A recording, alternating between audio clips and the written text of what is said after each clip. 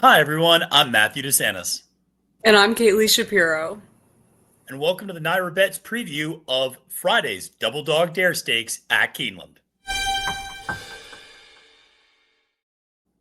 Welcome, everyone. It's not Road to the Kentucky Derby and Kentucky Oaks. Don't adjust your TV sets or your computers or your laptops or your cell phones. It's just me and Kaylie going over a really exciting stakes race on Friday, the Doubledogdare. We're going to be there in person at Keeneland on Friday. We're going to get into that more in a second. But before we do, I want to remind everybody to press that like button and subscribe to NYRA Bets YouTube today. Subscribing is entirely free of cost, just notifies you when new videos are dropping on the channel, whether those are race previews, full card analyses, handicapping and betting tutorials, weekly programming, a lot of stuff around the Derby and Oaks, obviously, and to get you ready for that weekend and the Triple Crown. So make sure to press that like and subscribe button today. All right, Kaylie, Doubledogdare. It's funny. Last weekend, we saw Thorpedo Anna roll to her sixth grade one victory. And Mhm. a little bit of a question mark of like, where is everybody? Well, it turns out everybody's in the Doubledogdare because they didn't want to go up against the Grizzly at Oak Lawn Mhm. Park. And this is a really nice race. We're going to be there in person on Friday. But you look at just FYI, Tarifa, Candied, Occult. This is a nice field. Yeah, this is a really nice field. It's definitely a really interesting little race. You pointed that out to me the other day when the entries came out about these fillies, dodging Torpedo Anna in the apple blossom, which I thought was pretty interesting. Definitely tells you a bit about later on this year. I do think, there's a filly in here that did not come very close to Torpedo Anna last year, but I think that if she improves, she could be a threat later on this year in this division. Just FYI, coming back second off a layoff, as well as some other fillies in here like Tarifa, who's Yeah. really, really good filly, who's definitely going to be very dangerous in here. And then you have Candied as well. So it's definitely a jam packed race.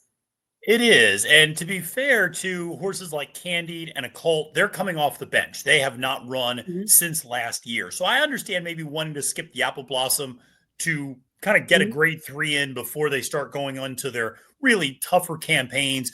Candied, or I should say, just FYI, and Tarifa, second back from pretty significant layoffs, too. So, again, understandable they would want to avoid the Grizzly and go, listen, we're going to let her win this one. We're going to try to get our horses prepped and ready to go for maybe later this summer at Saratoga, the Distaff at Del Mar, the whole 9 yards for the Breeders' Cup. So, listen, it's going to be a fun race. And let's dive into what this is, a 7-horse field. Your morning line favorite is is Candied, 4 trainer Todd Pletcher, 8-5 on the morning line. You know, I don't know where this line is going to go. I have a hard time thinking she's going to go off as the post time favorite, or at least that heavy of a post time favorite. Candied is a very nice filly who hasn't won though since the Lady Secret back in June at Monmouth. Came in second to Thorpedo Anna, came in second by head to Power Squeeze, lost to Idiomatic, lost to Thorpedo Anna in the Distaff. Is a nice filly, but again, that one effort that really stands out is that Lady Secret. That's a bit anomalous, but I guess we might as well start there with the morning line favorite. I'm going to try to beat her in this spot. I just think she's a little bit vulnerable coming off the bench. Pletcher has won this race before off the bench with Malafat. Candied Mhm. is not Malafat. So I just have a hard time thinking she's going to fire and win this race off this long layoff. Definitely, I agree. I was kind of surprised to see her as the morning line favorite, just because I think that Tarifa has really developed into obviously Candied is coming back off a layoff, like you said, but I think that Tarifa is honestly a way nicer filly than Candied. So I was kind of surprised to see that. I don't think that's where the public is probably going to go, and that's not who I see being the morning line, the favorite come post time. But this filly is coming back. Last time we saw her was in the Breeders' Cup Distaff. We did see her in the Breeders' Cup Juvenile as a 2 year Mm-hmm. old. And then she came back off a similar layoff at Keeneland after that, like we're about to see here. And she didn't really perform her best in the Ashland. Granted, it was a grade one, but that's definitely something I noted. And then after that is when she had that big romp at Monmouth after a bit of a layoff after that start at Keeneland.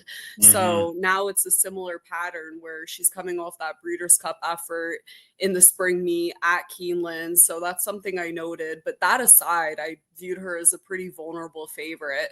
I definitely saw a lot of other ways that you can go. She's out of the top 4, she's the only one that I'd feel pretty safe leaving off any pick 5s out of the top fillies that you're looking at.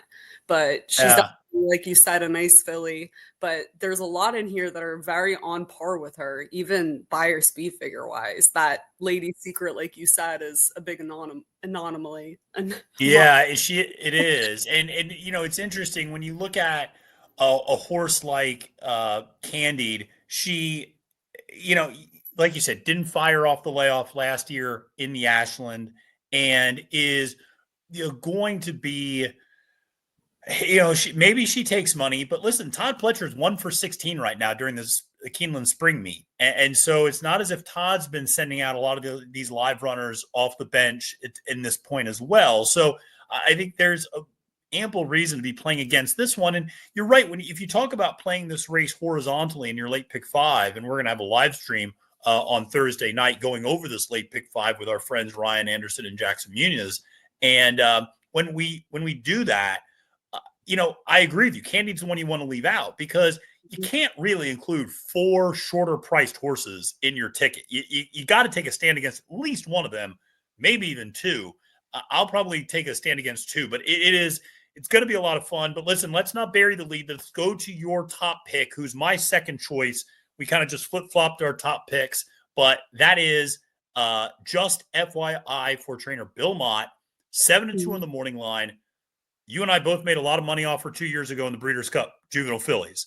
And she's a really, really nice filly. She was one who dazzled in debut at Saratoga. There was immediate buzz about the Kentucky Oaks.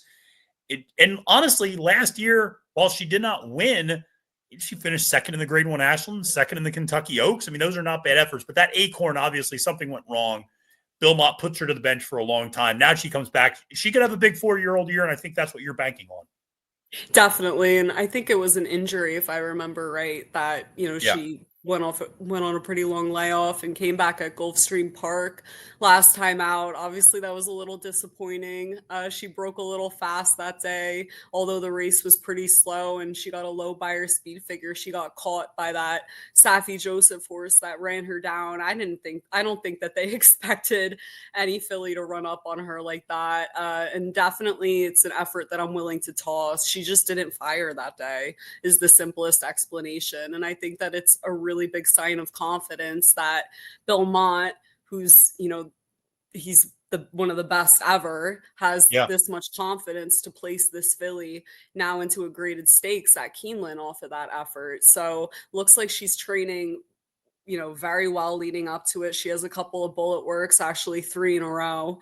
I mean, the last one is the one that sticks out to me out of 61 horses. So she's definitely training really well up to this. And I'm willing to toss that last effort. I landed on her as my top pick because I viewed her as, one of the main speeds. She might even have the best speed of this group when she's on it. She's breaking from the one hole, that she's going to have to get out of there. She should be sitting a pretty nice trip. So I think that the public's money could go towards Tarifa, who I think is another, really big win candidate. But I'm going to try to take a shot with just FYI. I think second back off a layoff. Mott has really great numbers. I think it's around 20%. And I think that there's been a few horses that he's put in similar spots at Keeneland at second back off a pretty long layoff like this. Pretty rare that it's in a graded stakes. So that definitely stuck out to me looking at this. And I think it's a pretty good sign that, she's on her game coming into this race. Yeah, I think you're right. I mean, listen, I'm willing to forgive that first race off the bench. First of all, it was off a 9-month layoff. So any horse firing off a 9-month layoff, there's always going to be a little bit of questions. How fully cranked is this horse?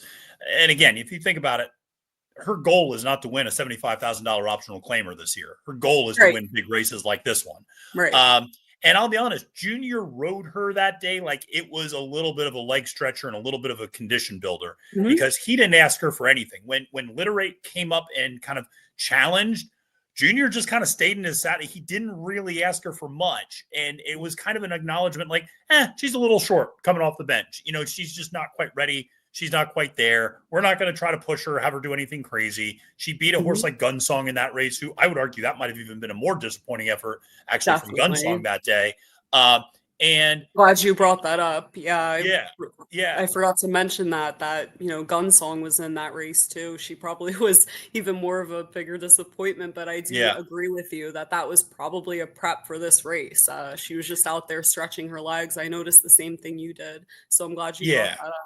Yeah, and it's like I said, I have a ton of confidence that she's going to run well. And from a pace perspective, she is the speed in this race. From the inside rail, Junior Alvarado, who's back riding now after suffering that fractured scapula, and was out for about 3 weeks. He's back riding, so it's good to see the regular jockey up there on her. And she's going to break from that inside rail. She's going to go to the front. The only horse that might compete with her is Dreaming of Mo for Dale Romans. And quite frankly, that horse usually wins off the pace. If you go back and look at her winning efforts, they're usually when she sits second, third, or fourth. And when she goes to the front, she usually fades. So I have a hard time thinking that one's going to really press too much on Just FYI. And if she's able to have her own way up front on a speed favoring track like Keeneland, she's going to be very, very tough to beat in this spot. And 7-2 morning line. We'll see where the post time odds are, but she's likely going to be a little bit more of a price. I like her a lot. She's absolutely a must include on your late pick 5 tickets, in my opinion. I ultimately went to Tarifa as my top choice for trainer Brad Cox, 3-1 on the morning line. I don't think we even sniffed 3-1, to be perfectly honest with you. I think this horse could be your 9-5 favorite come post time and thereabouts. And so this one, though, is second back from a layoff and, had ran in that Fall City at Churchill over a muddy track and finished second to a horse like Loved. Came back in the Beholder Mile and lost to a pair of really good Baffert horses. Lost to Cavalieri, who's undefeated, as well as Richie, who's a multiple graded stakes winner, both down in Chile as well as up here now, and a grade 3 winner up here in the United States. So she lost to some very good horses. Mike Smith was aboard that day. And that was the first effort in 3 months. Godolphin owned and bred. You mentioned her Spire speed figures are not far off of Candied's. What impressed me about her was she fired a career best Spire speed figure off the bench with a 91. I'd imagine she can move forward from that in this race. She seems like she's going to be pointed towards a really big effort here. She's been training nicely for Cox down at Payson Park down in South Florida. She's gotten 4 workouts in since that Beholder Mile at Santa Anita. And again, the fact that Cox brought her off the bench and ran her in the Beholder Mile really just spoke to a certain level of confidence there in that race. Just ran into a couple buzzsaws, I think. Now she's running against, I think, a much more gettable field here. And I just think she's a really tough horse who should sit the right sort of trip, just tracking right off the pace of Just FYI and Dreaming of Mo. Definitely. She's going to be so dangerous. And all of her races at this distance, she won 2 out of 3 of them. So that's another thing that stuck out. I think that this is her ideal distance. Maybe the mile last time out was a little too short. I mean, not really when you look at her running lines, but I think that if she's able to sit just a nice, comfortable tracking trip here, that she's very dangerous. I go back to thinking about that Mother Goose that she ran. That was a very exciting race. I remember leaving that day and just thinking about how tough this filly is, the way that she fought back on Gunsong right down to the wire. So that race really sticks out in my head. I think that she's going to be really tough to beat. And like you said, she's a must-have on your ticket. I think that she's probably the other one.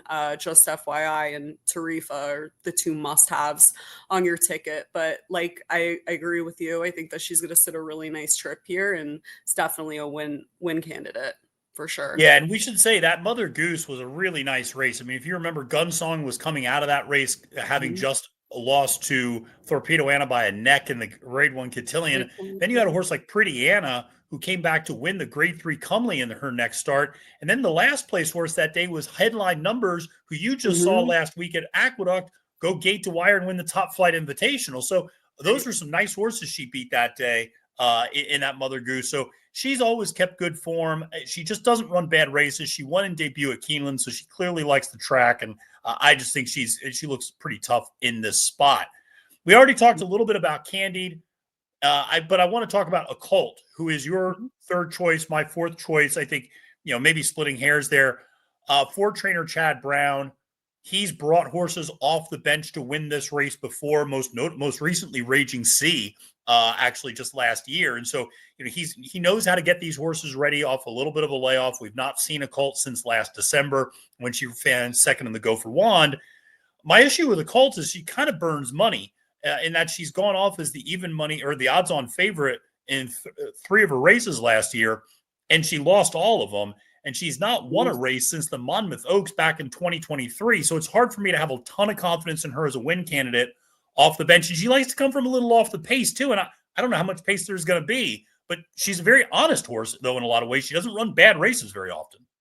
Yeah, she's another one that really never runs a bad race. Her form is a little bit all over the place, but she's one that I think can be making up ground late, even regardless of the pace. Obviously, it's going to help her if there's a fast pace, but I think that she should be able to make up a bit of ground regardless. Definitely the one race that she's ever run at Keeneland sticks out to me, where she ran second to Idiomatic at a distance that's probably not, her best interest. She's an intimate stiff and has distance on the bottom side, but mile and an eighth feels a little long, especially looking at her past performances, besides that Busanda.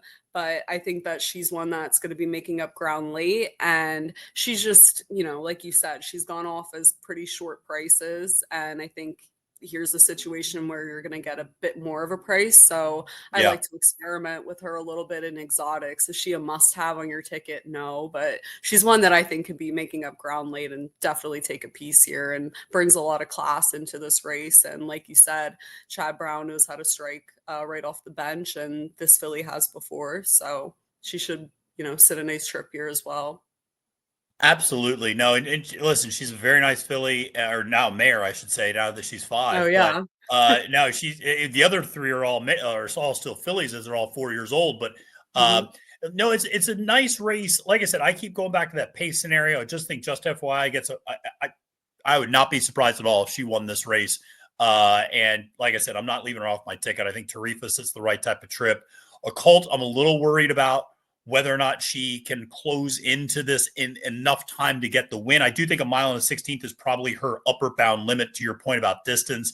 I've actually always thought she was best in a 1-turn mile because she gets more of a pace to run at and is a little bit more, not as distance compromised, but she can handle 2 turns clearly. And she was kind of the only horse that was not fading terribly in that spinster, I remember last year, because Candied was kind of fading back and she was at least making up some ground, not so much on Idiomatic, but she was at least making up ground on the rest of the field and passing everybody. So she could absolutely pick up pieces for sure and hit the board, hit the try. Absolutely. And she really doesn't run bad races very often. I think she's, if I'm not mistaken, she has 10 on the board finishes and 13 career starts. So always been honest, but this is going to be a lot of fun. We're going to be there in person.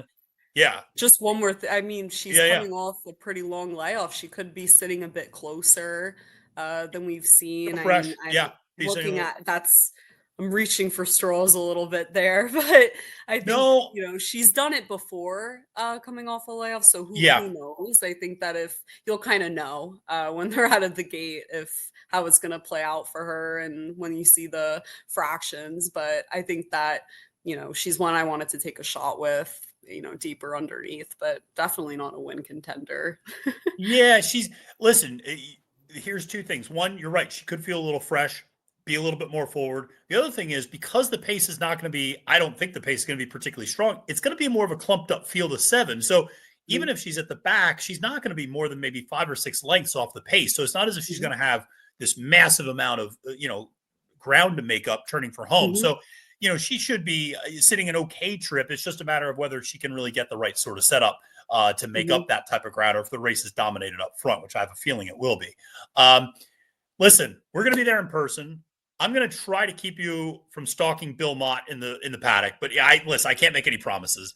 You got to keep me away from Brad Cox. We all have our favorites that we always gravitate to with our selections. It's funny. You usually pick Mott. I usually pick Cox, and here we are. Yeah, I'm picking Cox. You're picking Mott. So we're gonna go. We're gonna put a big exacta bet on the two of them on Friday, and definitely have a lot of updates on how they're looking in the paddock. I'm excited to see. I mean, it's been a while, right, since we've seen any of these horses in person, so I think that it should be a lot of fun. I wasn't there that day during the Mother Goose, so I didn't see Tarifa, but it'll be a lot of fun to see them on Friday, and very excited.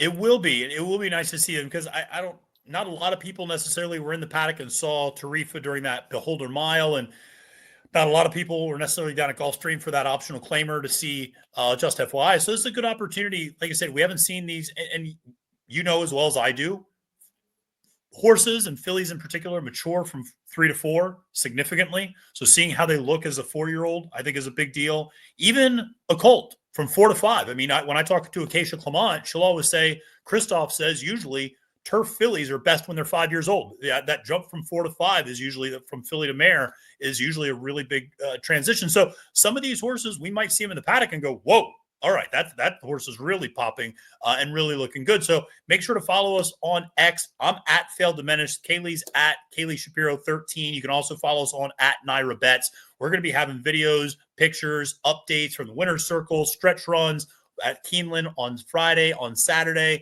So we're going to be having a lot of fun there. I might be tasting some, doing some taste tests of the Keeneland breakfast as well. So listen, we're going to have a lot of fun. Bottom line, there. And we're also going to give you a lot of Kentucky Derby and Kentucky Oaks workout updates and things like that. So plenty of content for you here on NYRA Bets. Kaylie, the next time I see you, we'll be in Kentucky. And that'll be a fun day. So I can't wait to do that. But thank you, everybody, so much for tuning in to this episode of NYRA Bets Race Preview. Make sure to press that like and subscribe button today. For Kaylie Shapiro, my name is Matthew DeSantis, wishing you a great and profitable day at the races, and reminding you, friends, it's now post time.